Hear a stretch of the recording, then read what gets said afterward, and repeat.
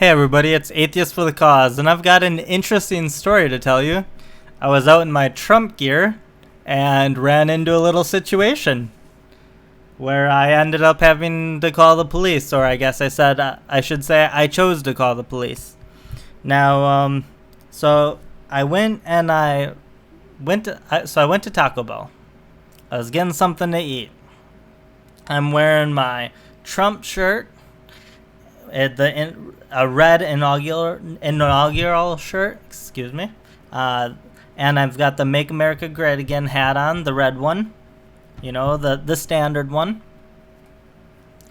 And so I walk into Taco Bell, I start ordering my food, and some guy a worker from the back comes walking up, and the cashier's trying to talk to me. And then he starts talking to me. I can't understand what either one of them are saying. I'm just trying to order my food because they're talking over each other. And so then I get done ordering my food, and I finally start understanding what this other guy is saying. And he says, "You make me want to quit my job." Or, "People like you make me want to quit." Let me get the wording right.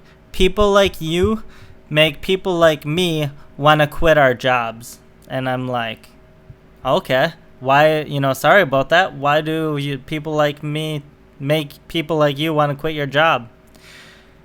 And he's like, "No, I said lose our job." So then I'm like, well, now it's starting to sound like a threat. That's how I perceived it. Because it sounded like he's saying to me that because I'm wearing a Trump shirt, that he wants to attack me, and he knows that'll cost him his job. And so that's how I'm interpreting this. And if you guys think I'm jumping to conclusions and being ridiculous, please let me know, because I'm actually interested to hear what other people have to say about this issue. So then I say, why is it because of my Trump shirt and Trump hat? And because I get this I've had this issue at this very Taco Bell where they constantly give me crap about this, but in my view, and I've always let it go, never had any issues. I like talking to people. I don't mind if people give me a little crap, but when it starts turning into something I perceive as a threat, that's a little different. And then he said, "No, it's not your hat, man. It's not your shirt. It's not that." And then he starts looking me up and down, and now I'm like, that's threatening body language, in my opinion. That's how I'm perceiving it. Because, you've seen people look other people up and down when they're kind of sizing them up. He was sizing me up. That's what he was doing. And then he goes, I said, "Okay, so if it's not my Trump shirt and stuff, is it because I'm white?" And he said, "Oh, no, excuse me." Before that, he said, "No, it's not your hat, it's not your shirt. I'm a real ghetto-ass nigger." And I'm like, okay, so is it because I'm white? Now it's sounding like there's potential gang affiliation here. Maybe it's racial, because, when someone identifies as being a real ghetto-ass nigger, it sounds like less of an identity to him and more like he's trying to threaten me and scare me. So then he said some other stuff. I said, "Man, why are you starting shit with me? I didn't say anything to you." I said, "What is it? If it's not," he denied it was because I'm white. And so then I'm like, if it's not my Trump hat, not my Trump shirt, and not that I'm white, why are you starting shit with me? You came from the back, and I was just ordering my food. I didn't look at you, didn't say anything to you. I've never met you before. And he didn't have an answer for me. I'm like, "So, what's your name?" He wouldn't give me his name.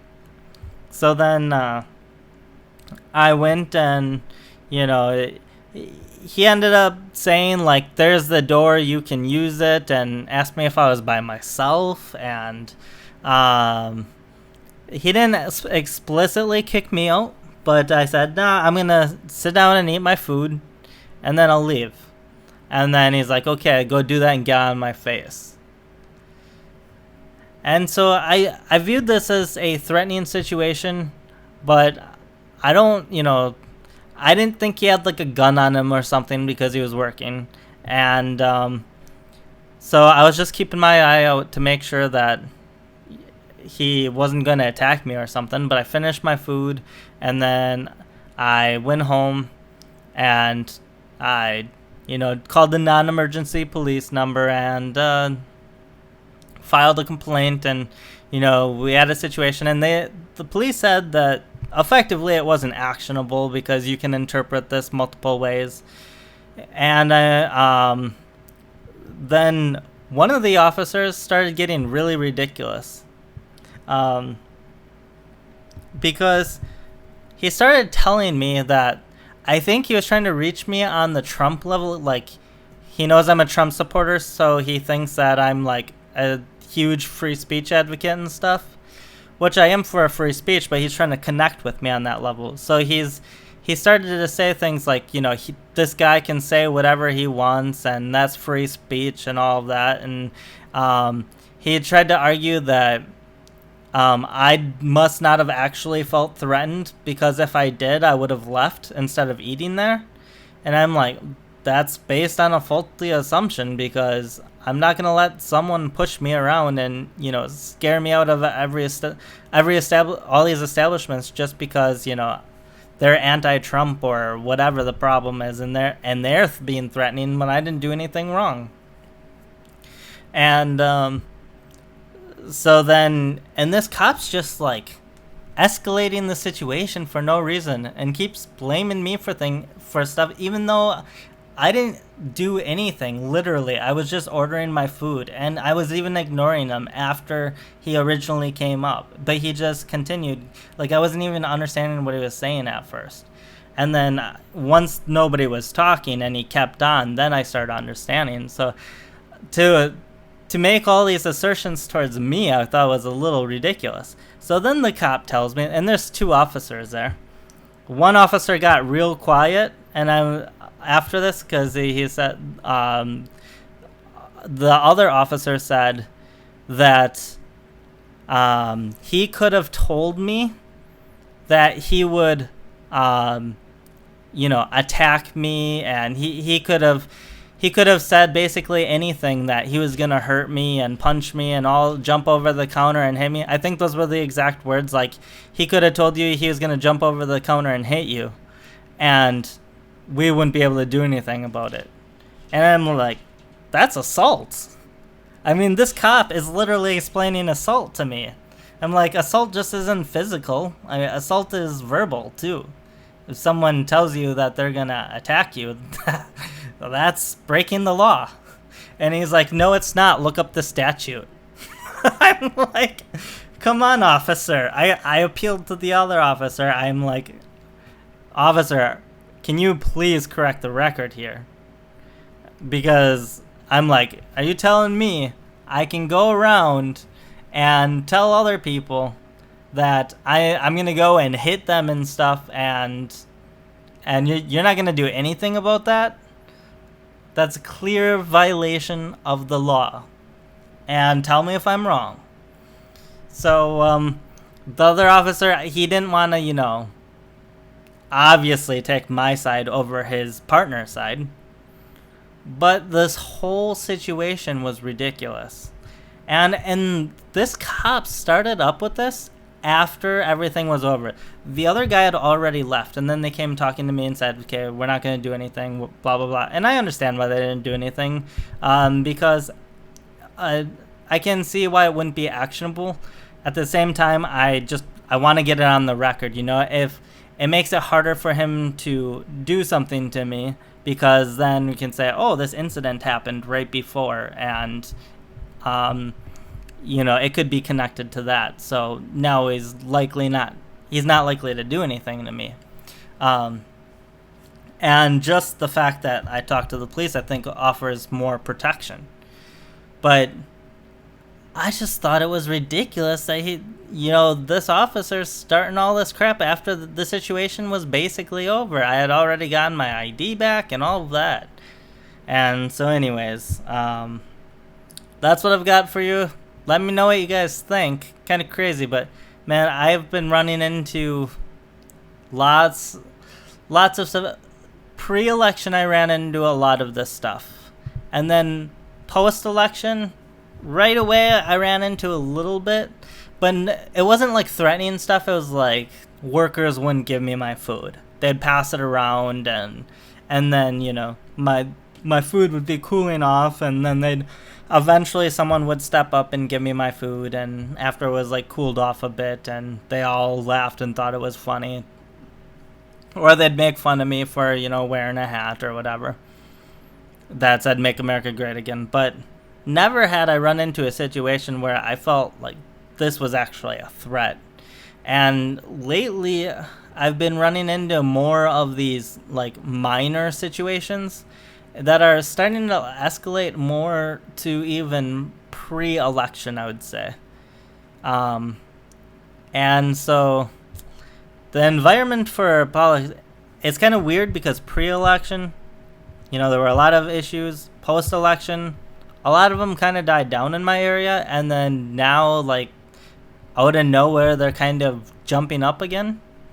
But I'm not going to stop wearing my Trump stuff. Screw them. They're not going to intimidate me out of supporting my president. And, 2020, here we come. Because guess what, guys? The Democrats are not learning a goddamn thing. So they can sit and threaten me if they want, but it's not going to change anything, and Trump's going to get reelected in 2020, and the Republicans are going to hold the Congress on both the House and the Senate because the Democrats just won't learn. And I wish the Democrats would learn, because honestly, I find myself agreeing, like, I still find myself being more on the left than the right, but like more on the liberal side that's been taken over by the corporatists. Now, if we can get the corporatism out of liberalism, we'd have a real liberal left that we need to have back, like we had, decades ago. So I would say, I guess even decades ago it was corrupt then, and the corruption's just gotten worse and more exposed now. But I mean, if we could decorrupt the liberal left in the United States, I think that would be the best for the for the country. And that's the viewpoint I agree with most. But until that happens, I guess I'm gonna be a centrist that tends to vote conservative, because I'm not a libertarian. I'm certainly not a progressive, aka regressive. So who else do I have to vote for? It's kind of like a burn it down until they learn their lesson, and then we'll build it back up. So, and on top of it, as an atheist, the conservative mainly is becoming more secularized than ever before. I'm not saying that it's become more atheist, but the Conservative Party is not controlled by the theocrats anymore. In fact, the conservatives are voting on non-religious issues for the most part. And I find that very appealing and interesting. And if they continue to keep religion out of it, and I don't care if you pray and do all that stuff, as long as it's not taking my rights away and pushing religion onto me, then, and you have a right to proselytize, but don't proselytize in the government. And if we can all hold the secular viewpoint so that all of us can hold our own beliefs, and you can support your religion, I can support my atheism, then the Conservative Party is perfectly palatable to me. And the liberals are in big, big trouble. If they're going to keep hemorrhaging people as long as they act like this, and the progressives are going to be, taking over. And actually, this guy that I ran into probably wasn't a liberal. He'd probably be more of a progressive because, Black Lives Matter and all that kind of. I got that type of a sense from him, and that is very progressive. But these progressives are probably going to take over the the Democratic Party short term, and I think they're going to lose everything because they're not going to have enough support. They're going to make liberals go conservative. Like people like me, we're going to go conservative like crazy. And eventually the Democratic Party will just have to change, or a third party will pop up. There's been some interesting ideas for third parties too. Now, Justice Democrats and all of that, that's bullshit. That's not going anywhere. But the creator of Dilbert, Scott Adams, he's talking about some sort of an idea for a system party. And I think that's interesting. If you haven't heard of it, I'd encourage you to go look it up. And I'm all for new ideas for new parties, because I don't think that, the right idea for a third party is out there right now. I really don't. So, anyways, I will talk to you guys later, and have a great day. Let me know what you think about my situation, too.